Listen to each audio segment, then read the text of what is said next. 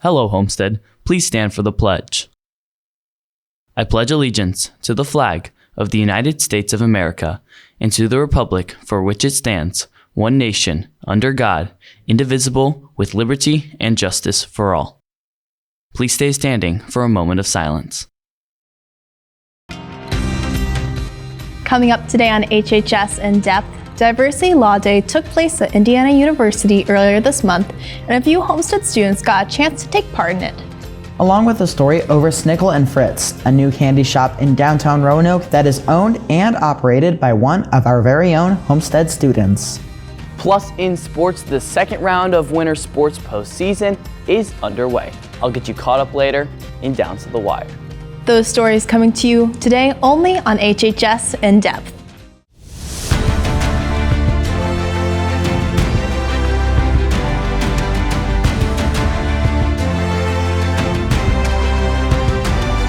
From Homestead Media, this is HHS In Depth. Hello, Homestead. I'm Graham DeWitt. And I'm Emily Adams. And Graham, we start today's show with a special announcement as we're less than a week away from juniors taking the SAT at Homestead, while all other classes will be staying at home. That's right, Emily. On next Thursday, March 2nd, all juniors will be coming in and taking the SAT exam. Last year, the state of Indiana replaced the I-STEP Plus with the SAT as a graduation requiring exam, meaning that there will not be any charge to students. All juniors, including those who have taken the SAT before and plan to submit that score to colleges, will still have to come in and take the exam. The SAT exam will focus on reading, writing, and math skills. Because this is such an important exam, Homestead encourages all juniors to practice for the SAT using one or more of the several free practice sites. This is a tremendous opportunity for all of our students as the SAT is a standardized college entrance exam accepted by every college in the U.S. at over 600 institutions internationally and is used as one component of the admissions process. The SAT also connects you to scholarship opportunities and can be used to qualify for free college classes offered during your senior year. After the completion of the test, you will be allowed to leave the building with parent permission. If you are not excused, you will be required to stay for the remainder of the day. Lunch will be provided to those who stay, as well as to students who get extended testing time accommodations, and buses will run their usual routes. Please note, your parents have until the end of the day today to contact attendants to excuse you after the completion of your test, and it will count as one of your 10 parent excused absences. Freshmen, sophomores, and seniors will stay at home and have a traditional remote e-learning day. If you have any further questions, please email Mrs. Hebner. Thanks, Graham. Well, earlier this month, a group of Homestead students had the chance to explore IU's law school through IU's Diversity Law Day to see what a future at law school and career as a lawyer could look like. Reporter Michelle Obioma brings you a story on how the trip broadened students' horizons. Exploring future career opportunities is something many high school students jump at. Save yourself the time in college and figure out what you want to do today. With some Spartans' recent trip to IU's Diversity Law Day, this event has helped a myriad of students decide what they want to do in the near future. On this trip, we got to talk to student alumni and we got to talk to past alumni that have graduated. And we also got to tour the building and it was really interesting. We also had a professor come in and talk to us about a specific case study and we got to talk about it with him. So my favorite part of Diversity Law Day was probably talking to the students because it really gave you a feel of what it's like to be in law school and going to IU. Previous misconceptions students had about lawyers were cleared up during the day. One misconception I had about lawyers or law before this trip was probably that it was really tedious and just very boring, but in general, it can be really fun if you put in a lot of effort and you find what you're passionate about. One misconception I had was that law was strictly only about law, but some of the people that came to talked about how it can branch out to different subjects as well.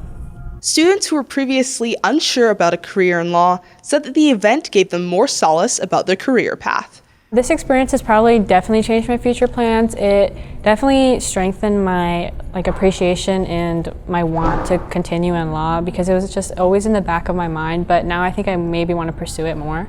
I would definitely recommend this trip to others. I think it's a great way to know more about what you want to do in the future and your passions. After participating in mock classes, talking with law students, and conversing with attorneys, one can definitely say that the day on campus was transformative for all.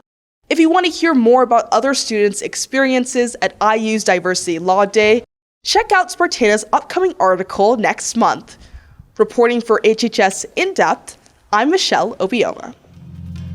Waves of warmer weather have been showing as we get closer to March. Will it continue to get warmer, or can you expect the winter weather to linger a little bit longer? I'll be back shortly to let you know what you can expect coming up.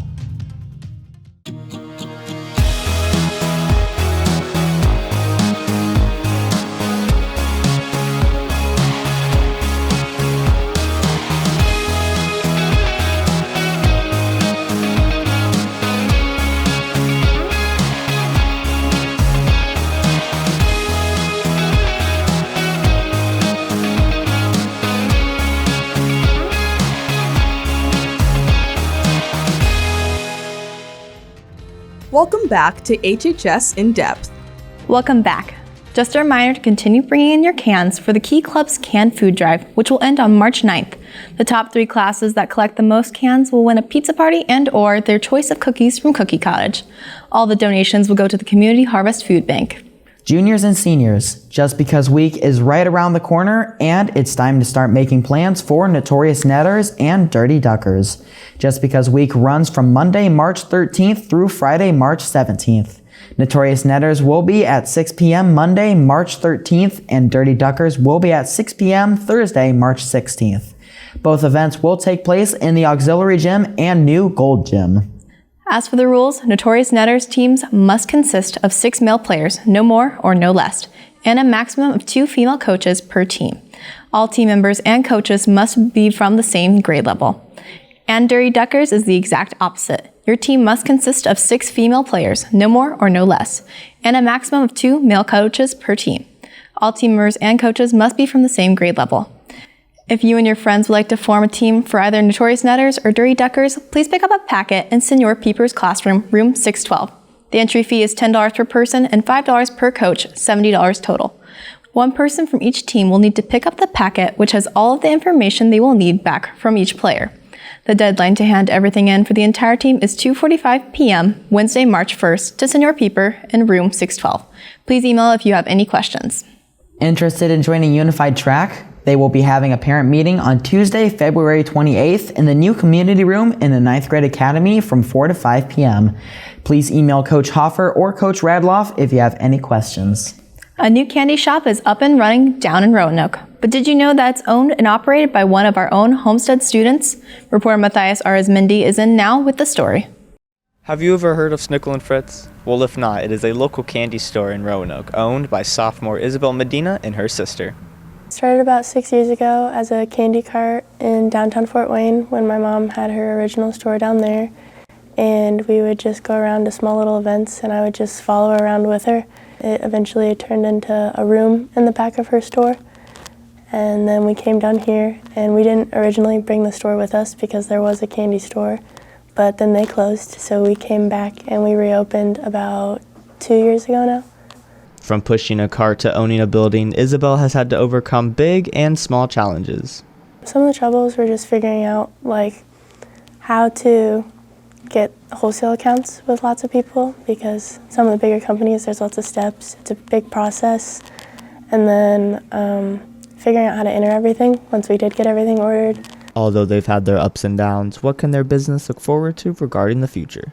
We would like to just continue expanding, hopefully eventually be totally our own building. And then when we go to events and stuff, like I said, we would like to just have our own booth instead of it being connected with my mom's. If you're looking for a sweet place to get some treats and support a local business, head on down to the address shown below. Reporting for HHS In Depth, I'm Matthias Arizmendi. Thank you, Matthias. Can you believe that the temps outside reached into the 60s yesterday? Morgan Gillette joins us now to tell us if we can expect to see many more of those days on the horizon. Thanks, Graham and Emily. Well, it is hard to believe we are getting close to entering March. We all know what this means. Most of the cold weather is behind us. Although we are getting closer to spring, this weekend you can expect some colder temperatures. There will be mostly cloudy skies this evening. Temperatures pick up just a little on Saturday, rising to 43 degrees. Sunday is partly cloudy and jumps to 46 degrees. It looks like spring isn't quite ready to stay. Will next week bring some better temperatures, or will this cold continue to keep us indoors? Stick around, I'll be back later to let you know. Thanks, Morgan. Next in Down to the Wire, Anthony Gary is in to recap the busy week in sports, including a big win over our rivals and our gymnastics team getting ready for sectionals tomorrow. Stick around, you're watching HHS In Depth. Hello, Homestead. Here's this week's Club Roundup. The next Minority Student Union meeting is today from 2:45 to 3:45 in room 611. Chicken Nugget Club will meet today right after school in room 208. Ping Pong Club meets today in the cafeteria. Students for Life will be meeting next Tuesday in room 503. Best Buddies will meet on Tuesday in room 902. Geography Club is meeting next Wednesday from 2:45 to 4 in room 717. Chess Club will meet Wednesday after school in room 608. Creative Writing Club meets Thursday in room 932 from 2:45 to 3:30. New members are welcome. For up-to-the-minute club updates and additional information, please check out the HHS announcements page on Canvas.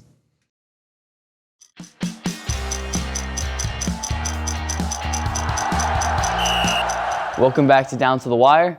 I'm Anthony Gary. Well, our boys swim team is on their way to get ready for state, and our girls gymnastics team is about ready to start sectionals. But first, our very own tennis coach, Mr. Hauer, was named the IHSTCA Boys Tennis Coach of the Year. Here's Matthew Otten with the details. On February 3rd, all high school tennis coaches of Indiana attended the IHSTECA convention at the Indianapolis Racket Club. The conference announces both awards for District and State Coach of the Year. Coach Hauer was honored for both. It was a huge honor. It was something that I wasn't expecting, also a big surprise for me, but it's great for our program and for our assistant coaches, our players, and our managers. Just a huge recognition for all of us, for sure. The conference provides coaches with new drills, teaching techniques, and other opportunities to improve their coaching skills. At the conference, we did a lot of sharing of drills and things, and one of the things we talked about a lot of was realigning the state tournament. So I was involved on a committee for that. But one of the biggest honors was being given the induction speech for Carroll's. I know I'm not supposed to say Carroll, right? But Carroll's head coach was inducted into the Hall of Fame, so I got to give the speech for that, which was a really neat thing to do too. Next tennis season, Coach Hauer believes that it will be one for the books. Next year, I mean, the sky's the limit, and we're excited to get to work. Of course, girl season's coming up also, but just continue to work together and work on the basics, and hopefully it all come together next fall, and the sky's the limit for sure. If you happen to see Coach Hauer in his room or in the hallway, please congratulate him on winning the Indiana Boys Tennis Coach of the Year.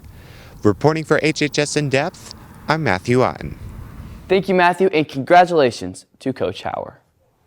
Our girls gymnastics team finished their regular season undefeated, winning 10 dual meets and placing first at 3 invitationals.